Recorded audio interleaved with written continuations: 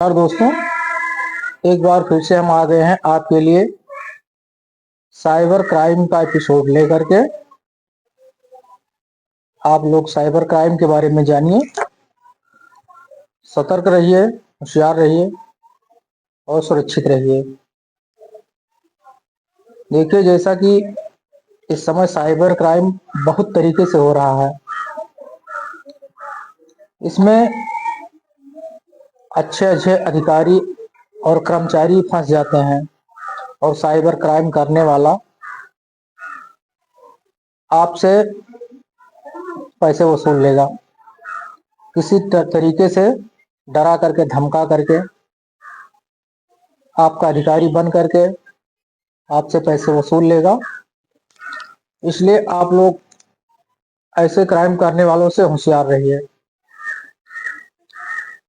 देखिए, जो अधिकारियों से पैसे वसूलने वाले क्रिमिनल होते हैं, वो फोन उनको इस तरीके से करेंगे, जैसे मान लीजिए कि आप कोई अधिकारी हैं और आपके पास वो आपका उच्च अधिकारी बनकर के फोन करता है,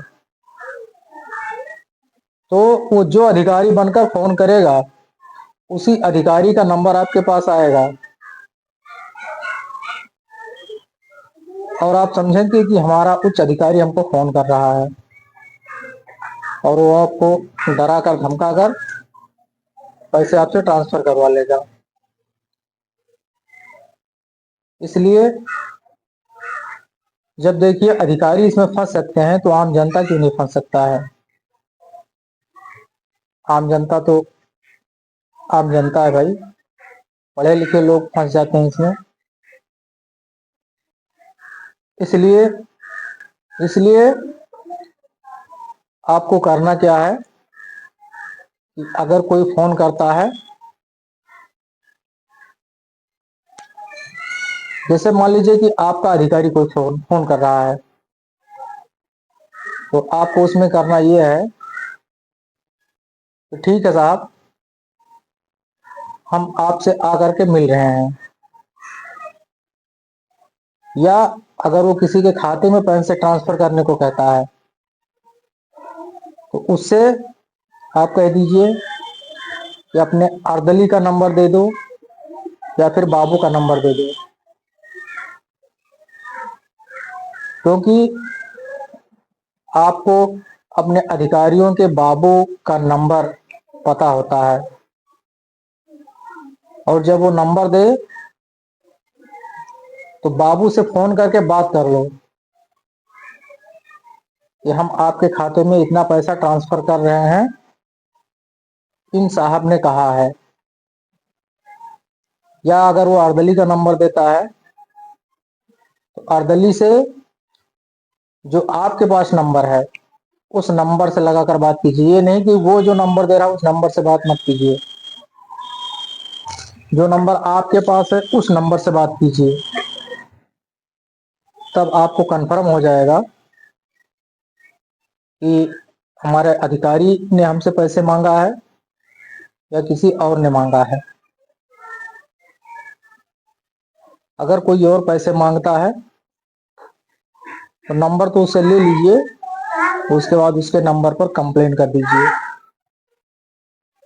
और देखिए, ये क्राइम करने वाले इतने शातिर दिमाग के होते हैं, इनके पास ऐसी फेक आईडी होती है जो जल्दी हमारे सर्वर के पकड़ में नहीं आता है। जो हमारे साइबर क्राइम के अधिकारी होते हैं, उनकी पकड़ में भी इनका नंबर जल्दी नहीं आता है। क्योंकि ऐसा ही एक मामला सामने आया था, एक क्रिमिनल अधिकारियों को उनका अधिकारी बनकर के फोन करता था और कई लोगों से उसने इस तरीके से पैसे वसूल लिए। जब ये बात खुली तो साइबर क्राइम के अधिकारी उसकी जांच में लग गए और उसका नंबर ट्रैक करने लगे। जब उसका नंबर ट्रैक करने लगे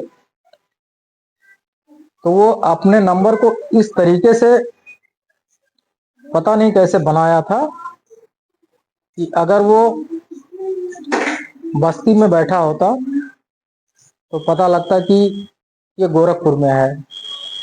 अगर टीम वहां जाती गोरखपुर तो तुरंत उसको पता लगता कि ये तो टीम बस्ती निकल गई। बस्ती जाते तो वहां पता लगता ये टीम तो सिद्धार्थ नगर निकल गई। हमारे अधिकारी इस तरीके से बहुत उलझे हुए थे, उनकी पकड़ में नहीं आ रहा था वो। जब साइबर क्राइम की टीम बना करके उसकी खोजबीन शुरू की गई, तब बड़ी मेहनत के बाद वो क्रिमिनल पकड़ में आया। अब आप लोग समझ लीजिए कि जब वो हमारे साइबर क्राइम अधिकारियों की पकड़ में नहीं आता है, पुलिस की पकड़ में कैसे आएगा? हमारी पुलिस कितनी मेहनत करेगी? इसलिए आप लोग खुद सतर्क रहिए और कोई भी अनजान आदमी, चाहे वो किसी थाने का फोन हो या किसी अधिकारी का फोन हो, वो किसी का भी फोन हो जिसको आप नहीं जानते हैं, उसके बहकावे में, उसके डराने पर मत आइए और उसका नंबर ले करके आप अपने थाने पर या अपने संभ्रांत व्यक्ति को, आपके यहाँ जो प्रधान है या ऐसे पढ़े लिखे लोग जो हैं, उनके पास आप जा करके उनका नंबर दिखाइए और उनसे बताइए कि आदमी ऐसे ऐसे बात कर रहा था। बेहतर तो ये होगा कि आप उसकी रिपोर्ट अपनी पुलिस में जा करके करें, जिससे आप बचे रहें। अन्यथा की स्थिति में आप भाई अपना सब कुछ गंवा बैठोगे और आप लोगों को धमकी और तमाम प्रकार से आपको परेशान करेगा। इसलिए भाई साइबर क्राइम से बचने के लिए आप किसी अनजान व्यक्ति का फोन मत उठाइए। अगर उठाइए तो उसको अपनी कोई जानकारी मत दीजिए और वो कहेगा कि किसी से बात मत करना, कोई हमारे सामने ना आने पाए, तो आप फोन काट देना, है ना, मुझे बात नहीं करना के लिए देना कि हम अपने परिवार से, अपने अधिकारी से बात करके तब तुमसे बात करेंगे। और तुम्हें जो करना हो, अगर कोई कहता है कि हम बम्बई पुलिस से बोल रहे हैं, दिल्ली पुलिस से बोल रहे हैं, ठीक है, जो हमारे ऊपर धारा लगा हुआ है, जो हमारे ऊपर क्राइम है, उसे आप हमारे थाने के पुलिस को ट्रांसफर कीजिए, हमारे जिले को ट्रांसफर कीजिए। जब हमारे थाने की पुलिस आएगी, हमको सूचना देगी, तब हम थाने पर जाकर अपना बयान देंगे। नहीं तो हम कहीं नहीं जाएंगे, हम अपने घर पर हैं, तुमको जो करना हो वो कर लो, तुम, हम निपट लेंगे। ठीक है दोस्तों, थैंक यू दोस्तों। हम